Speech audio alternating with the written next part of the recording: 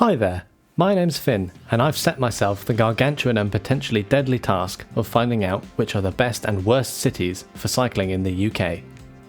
I'll be filming my two-wheeled journey around each location, chatting along the way mostly to myself, but also to some of the local cyclists. The series is going to be called Cycling Cities UK, and I'll release the first video tomorrow, with episodes bi-weekly after that. But here's the hook. I'll be ranking each city or town based on 6 perfectly calibrated criteria, and then placing them on a beautiful tier list to keep track of my journey. The criteria are as follows. Number 1 is cycle lane coverage. This is a blunt measurement of just how much of the city is covered with cycle lanes. The more the better. Number 2 is cycle lane quality. As you can guess, this score is more about the goodness of the cycle lanes, regardless of how numerous they are.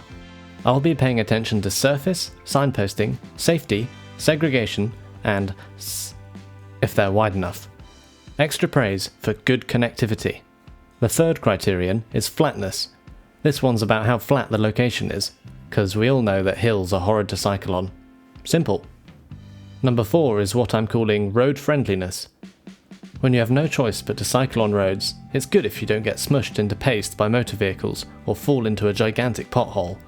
This score will reflect how safe and pleasant it is to cycle on the roads that you can't avoid. Number 5 is cycling amenities. Does the city have many bike shops? How about places to park your bike? Or public service stations in case of dastardly punctures? Or a bike rental service?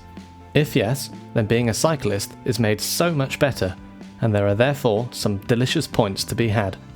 Finally, I'll be measuring local opinion by interviewing an unsuspecting cyclist in each location, asking them about the infrastructure of their city, and finally pestering them to rate it out of 5.